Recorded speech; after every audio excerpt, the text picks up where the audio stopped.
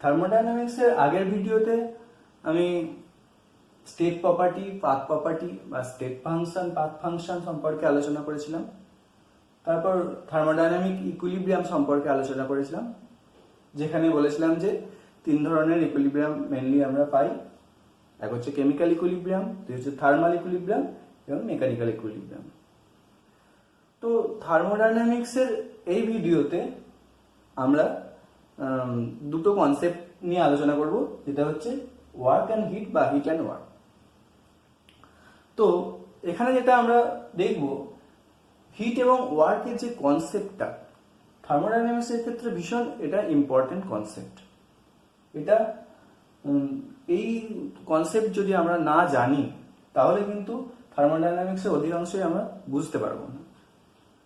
তো এই ওয়ার্ক এবং হিটের যে ব্যাপারটা আমরা আসবো কিভাবে সেটা দেখব। ক্লাসিক্যাল থার্মোডাইনামিক্স, এখানে যেহেতু কেমিক্যাল থার্মোডাইনামিক্সও বলতে পারি, তো ক্লাসিক্যাল থার্মোডাইনামিক্সের ক্ষেত্রে যেটা দেখা গেছে যে ক্লাসিক্যাল থার্মোডাইনামিক্সের যে লগুলো, সেই লগুলো কিন্তু আমাদের ডেইলি এক্সপিরিয়েন্সের উপর ভিত্তি করে বা এবং ডেইলি অবজারভেশনের উপর ভিত্তি করে তৈরি হয়েছে। এবং এই থার্মোডাইনামিক্সের এই লগুলোর সঙ্গে ওয়ার্ক এবং হিট কিন্তু অঙ্গাঙ্গিভাবে জড়িয়ে আছে বা রিলেটেড বা অ্যাসোসিয়েটেড হয়ে আছে। যেমন first law of thermodynamics heat এবং ওয়ার্কের সমতুল্যতাকে বলে, অর্থাৎ হিট এবং ওয়ার্ক যে একে অপরের ইকুইভ্যালেন্ট বা সমতুল্য, সেটা বলছে ফার্স্ট ল অফ থার্মোডাইনামিক্স। দ্বিতীয়ত সেকেন্ড ল অফ থার্মোডাইনামিক্সের ক্ষেত্রে যেটা আলোচনা করা হয় যে সেখানে ওয়ার্ক ঠিক কিভাবে হিটে কনভার্ট হয় বা হিট ঠিক কিভাবে ওয়ার্কে কনভার্ট হচ্ছে, সেইটা নিয়ে আলোচনা করা হয় সেকেন্ড ল অফ থার্মোডাইনামিক্সে। অর্থাৎ এখানে দেখা গেল থার্মোডাইনামিক্সের সঙ্গে হিট এবং ওয়ার্কের এই কনসেপ্টটা অঙ্গাঙ্গিভাবে জড়িয়ে আছে। অ্যাকচুয়ালি যেটা দেখা যায়, হিট এবং ওয়ার্ক এরা হচ্ছে দুটো মোড। কিসের মোড? এনার্জি ট্রান্সফারের মোড। অর্থাৎ এনার্জি ট্রান্সফার করছে, আমি থার্মোডাইনামিক সিস্টেম থেকে সারাউন্ডিংসে এনার্জি ট্রান্সফার করছি, বা কোনো একটা থার্মোডাইনামিক সিস্টেম এনার্জি ট্রান্সফার করছে অন্য একটা থার্মোডাইনামিক সিস্টেমে, বা সারাউন্ডিংস থেকে কোনো একটা থার্মোডাইনামিক সিস্টেমে এনার্জি ট্রান্সফার করছে। সেটা কি রকম ভাবে হবে? As a form of heat অথবা ওয়ার্ক। বুঝতে গেল? তো এই হিট এবং ওয়ার্কের ফর্মে এনার্জিটা কিন্তু ট্রান্সফার হবে। আমরা এবার হিটের কনসেপ্ট সম্পর্কে আলোচনা করব। প্রথমেই বললাম যে হিট হচ্ছে একটা mode of transfer of energy, অর্থাৎ এনার্জিটা হিটের ফর্মে সিস্টেম থেকে সারাউন্ডিংসে অথবা সারাউন্ডিংস থেকে সিস্টেমে অথবা একটা থার্মোডাইনামিক সিস্টেম থেকে অন্য থার্মোডাইনামিক সিস্টেমে ট্রান্সফার ঘটবে। তো এখন যদি আমি হিটকে ডিফাইন করার চেষ্টা করি তাহলে বলবো যে হিট হচ্ছে একটা কোয়ান্টিটি যেটা ফ্লো করবে একটা সিস্টেম থেকে অন্য সিস্টেমে অথবা একটা সিস্টেম থেকে সারাউন্ডিংসে বা সারাউন্ডিং থেকে সিস্টেমে অ্যাক্রস দ্য বাউন্ডারি, অর্থাৎ বাউন্ডারির মাধ্যমে। এবং কখন হিটটা ট্রান্সফার করবে বা ফ্লো করবে? যখন সিস্টেমটা একটা স্টেট থেকে অন্য স্টেটে যেতে চাইবে এবং দুটো সিস্টেমের মধ্যে অথবা সিস্টেম এবং সারাউন্ডিংস এর মধ্যে যখন টেম্পারেচার ডিফারেন্স থাকবে তখন ফ্লো করবে। এবং কোন দিক থেকে কোন দিকে? হায়ার টেম্পারেচার থেকে লোয়ার টেম্পারেচারের দিকে ফ্লো করবে।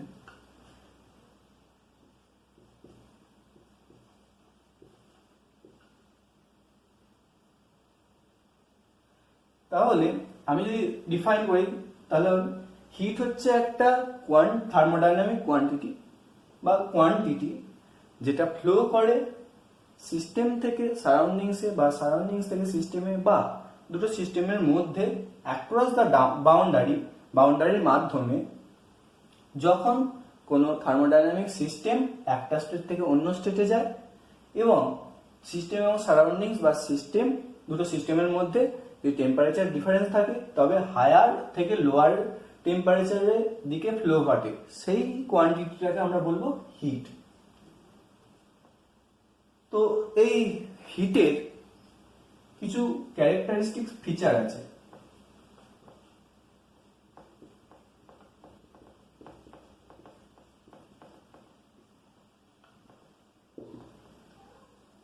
তো প্রথমত হচ্ছে হিট হচ্ছে একটা mode of transfer of energy.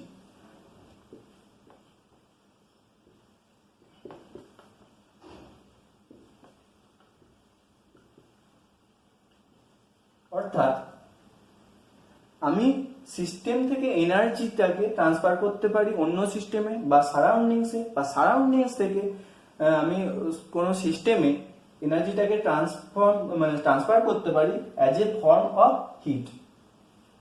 দ্বিতীয় নম্বর ক্ষেত্রে হিটের ট্রান্সফার তখনই হবে যখন সিস্টেমটা একটা স্টেট থেকে অন্য স্টেটে যাবে, তখন।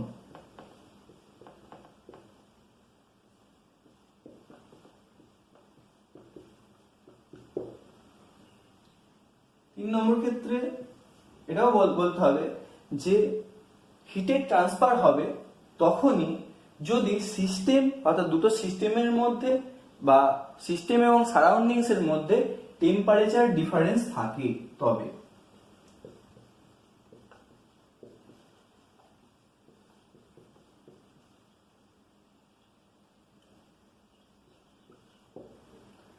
এবং টেম্পারেচার ডিফারেন্স থাকলে হায়ার টেম্পারেচার রিজিয়ন থেকে লোয়ার টেম্পারেচারের দিকে হিটের ট্রান্সফার বা ফ্লো ঘটবে।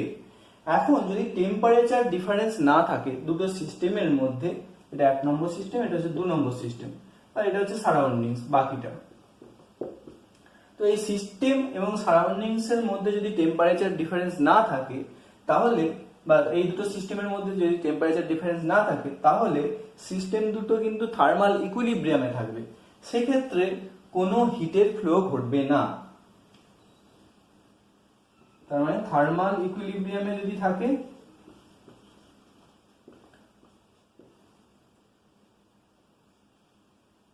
ইকুইলিব্রিয়াম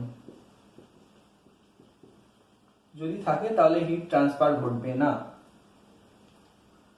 চতুর্থত হিট হচ্ছে একটা পাথ প্রপার্টি।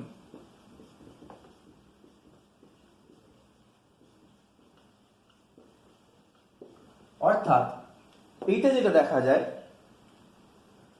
আমি বললাম যে হিটের ট্রান্সফার তখনই হয় শুধুমাত্র যদি থার্মোডাইনামিক সিস্টেমটা তার স্টেট চেঞ্জ করে। যদি স্টেট না চেঞ্জ করে তাহলে কখনোই কিন্তু এই হিটের ইভলভ হবে না।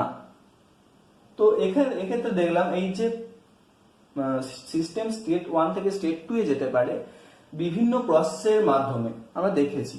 এবং এই প্রসেস গুলোর ক্ষেত্রে যেটা দেখা যায়, যদি কিছু কিছু প্রপার্টি যে প্রসেসেই যাওয়া হোক না কেন আলটিমেটলি একই ভ্যালু পাই তাহলে সেটাকে বলবো স্টেট প্রপার্টি, আর যদি ডিফারেন্ট ভ্যালু পাই তাহলে সেটাকে বলবো পাথ প্রপার্টি। সেরকম ভাবে হিট হচ্ছে একটা পাথ প্রপার্টি। অর্থাৎ আমি সিস্টেমকে একটা স্টেট থেকে অন্য স্টেটে নিয়ে যাচ্ছি যে বিভিন্ন বিভিন্ন প্রসেসের মাধ্যমে। বিভিন্ন প্রসেসের ক্ষেত্রে যে হিটের অ্যামাউন্টটা আমরা পাচ্ছি বা হিটটা ইভলভ হচ্ছে সেটা কিন্তু ডিফারেন্ট হচ্ছে। তো এটা একটা পাথ প্রপার্টি হিটটা। তারপর আরো আছে 5 নম্বর আমি বলতে পারি হিট হচ্ছে একটা অ্যালজেব্রিক কোয়ান্টিটি। 6 নম্বর বলা যায় আইইউপিএসসি কনভেনশন অনুযায়ী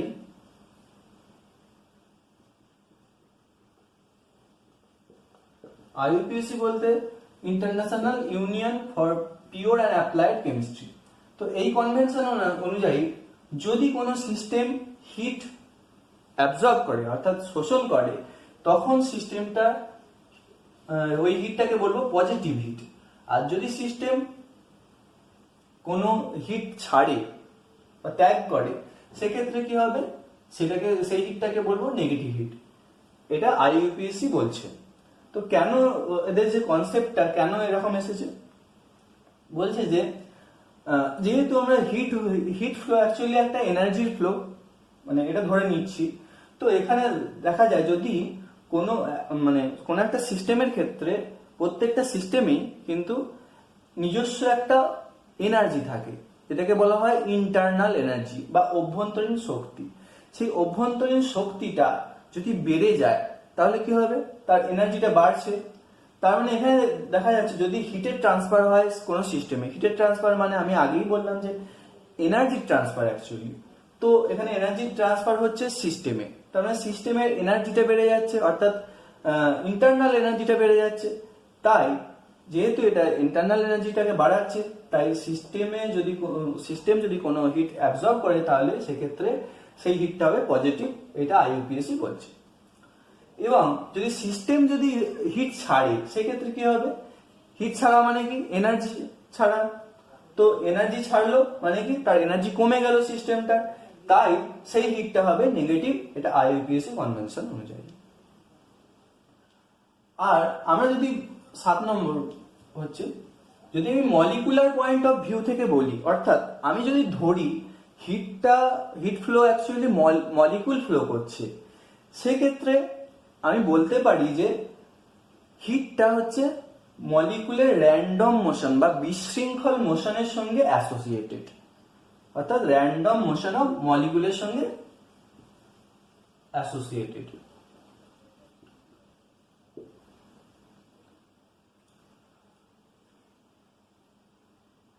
তো এই গেল হিটের কনসেপ্ট। নেক্সট আমরা যেটা বলবো সেটা হচ্ছে ওয়ার্কের কনসেপ্ট। হিটের মতো ওয়ার্ক হলো একটা mode of transfer of energy, অর্থাৎ সিস্টেম এর এনার্জিটা সারাউন্ডিংসে বা অন্য সিস্টেমে ট্রান্সফার হবে, বা সারাউন্ডিংস থেকে এনার্জি সিস্টেমে ট্রান্সফার হবে as a form of work, হিটের মতোই। তো আমরা যদি ওয়ার্ককে ডিফাইন করতে চাই তাহলে ওয়ার্ক অ্যাকচুয়ালি কি সেটা দেখব। তো ওয়ার্ক হচ্ছে একটা কোয়ান্টিটি, হিটের মতোই একটা কোয়ান্টিটি, যে কোয়ান্টিটিটা ফ্লো হচ্ছে অ্যাক্রস দ্য বাউন্ডারি, একই রকম ভাবে আগের মতোই অ্যাক্রস দ্য বাউন্ডারি, যে বাউন্ডারিটা হবে নন রিজিড। আর হিট ট্রান্সফারের ক্ষেত্রে আমি ওখানে বলতে ভুলে গেছি, তো হিট ট্রান্সফারের ক্ষেত্রে বাউন্ডারিটা হতে হবে ডায়াথার্মাল। তো এখানে কিন্তু নন রিজিড একটা বাউন্ডারি আছে, নন রিজিড বাউন্ডারির মাধ্যমে সিস্টেম থেকে সারাউন্ডিংসে বা সারাউন্ডিংস থেকে সিস্টেমে বা একটা সিস্টেম থেকে অন্য সিস্টেমে যদি যে কোয়ান্টিটিটা ফ্লো হবে, কখন ফ্লো হবে, যদি সিস্টেমটা একটা স্টেট থেকে অন্য স্টেটে যায় এবং দুটো সিস্টেমের মধ্যে বা সিস্টেম এবং সারাউন্ডিংস এর মধ্যে যদি প্রেসার ডিফারেন্স থাকে বা প্রেসার গ্রেডিয়েন্ট থাকে, তবে হাই প্রেসার থেকে লো প্রেসারের দিকে যে কোয়ান্টিটিটার ফ্লো ঘটবে এবং যে কোয়ান্টিটিটাকে কমপ্লিটলি কনভার্ট করতে পারবো অ্যাজ দ্য এনার্জি, মানে এনার্জিতে কনভার্ট করতে পারবো, যে এনার্জিটা দরকার হয় সারাউন্ডিংসে থাকা একটা ওজনকে তুলতে, সেই কোয়ান্টিটিটাই হলো ওয়ার্ক।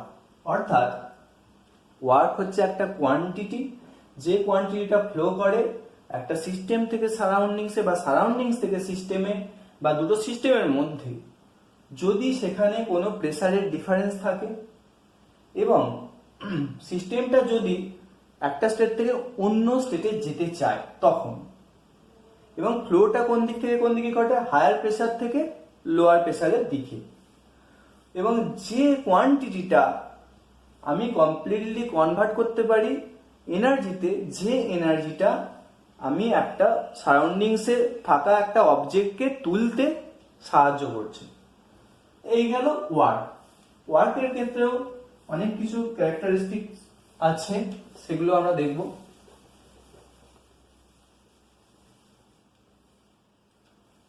তো ফিচার্স যদি আমি দেখি,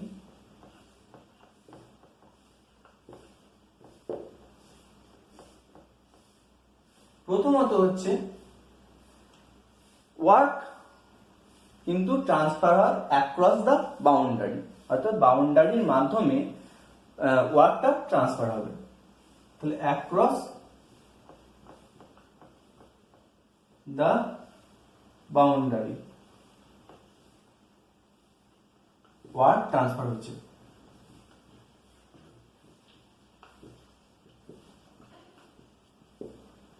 দ্বিতীয় নম্বরের ক্ষেত্রে ওয়ার্কটা পাবো আমরা বা ওয়ার্কের ফ্লো হবে যদি সিস্টেমটা স্টেট 1 থেকে স্টেট 2 এ যায় বা একটা স্টেট থেকে অন্য স্টেটে যায়, দুটো ভিন্ন স্টেট 2 এ যায়। 3 নম্বর হচ্ছে ওয়ার্কের ফ্লো হবে যদি সিস্টেম এবং সারাউন্ডিংস এর মধ্যে বা দুটো সিস্টেমের মধ্যে প্রেসারের ডিফারেন্স থাকে।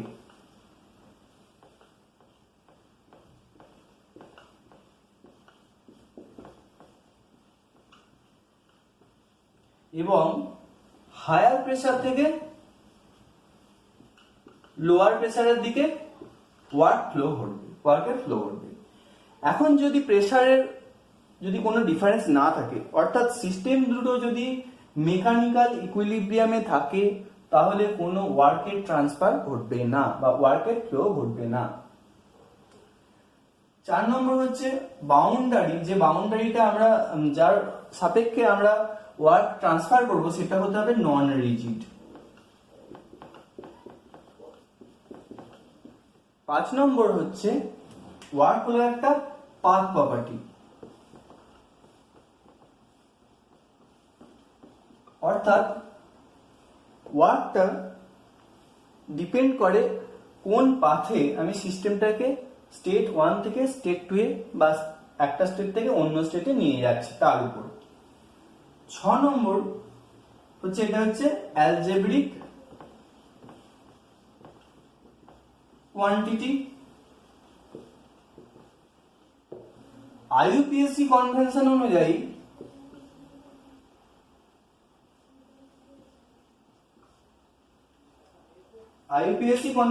অনুযায়ী যদি সিস্টেম কাজ করে বা প্রথমে যদি সিস্টেমের উপর কাজ করা হয়, অর্থাৎ work done on the system, সেটা হবে পজিটিভ ওয়ার্ক। আর যদি work done by the system, অর্থাৎ সিস্টেম যদি কাজ করে, তখন ওয়ার্কটা হবে নেগেটিভ ওয়ার্ক। একই রকম আমি বলতে পারি ওয়ার্ক ফ্লো মানে হচ্ছে এনার্জি ফ্লো। তা যদি আমি সিস্টেমের উপর কাজ করি তাহলে কি হবে, আমি এনার্জি ইনপুট করাচ্ছি সিস্টেমের মধ্যে, তাহলে ইন্টারনাল এনার্জিটা সিস্টেমে বেড়ে যাচ্ছে। তাই আইইউপিএসসি কনভেনশন অনুযায়ী work done on the system, অর্থাৎ সিস্টেমের উপর যদি কোনো কাজ করা হয় সেটা হবে পজিটিভ। আর যদি সিস্টেমটা কাজ করে তাহলে কি হবে, সিস্টেম থেকে ওয়ার্ক বেরিয়ে যাচ্ছে, ওয়ার্কের ফ্লো ঘটছে, অর্থাৎ এখানে এনার্জির ফ্লো ঘটছে। তাই আমি বলতে পারি যে সিস্টেমটা যখন কাজ করছে তখন তার ইন্টারনাল এনার্জি কমছে, তাই সিস্টেম যদি কাজ করে সেই কাজটা হবে নেগেটিভ ওয়ার্ক। আর 7 নম্বর হচ্ছে যদি আমি মলিকুলার পয়েন্ট অফ ভিউ থেকে দেখি, অর্থাৎ যদি আমি ভাবি যে ওয়ার্কের ফ্লোটা আসলে একটা মলিকুলার ফ্লো হচ্ছে, তাহলে আমরা বলতে পারবো যে একটা নির্দিষ্ট ওয়েতে বা নির্দিষ্ট ভাবে যদি মলিকুলগুলো ফ্লো করে তবে ওয়ার্কের ফ্লো হয়। যেটা আমি হিটের ক্ষেত্রে বলেছিলাম, মলিকুলগুলো যদি বিশৃঙ্খল ভাবে মোশন দেখায় বা বিশৃঙ্খল গতি থাকে, সেক্ষেত্রে হিট এর ফ্লো ঘটে। কিন্তু ওয়ার্কের ক্ষেত্রে সেটা হবে না, একটা নির্দিষ্ট ভাবে ফ্লো করাতে হবে, তবেই কিন্তু আমরা ওয়ার্কের ফ্লো পাবো মলিকুলার পয়েন্ট অফ ভিউ থেকে। তাহলে অর্ডার মোশন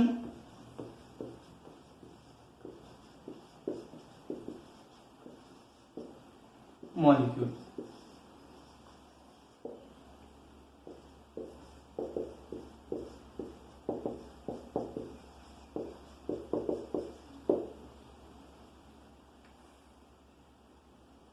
তো এই গেল আমাদের হিট এবং ওয়ার্কের কনসেপ্ট।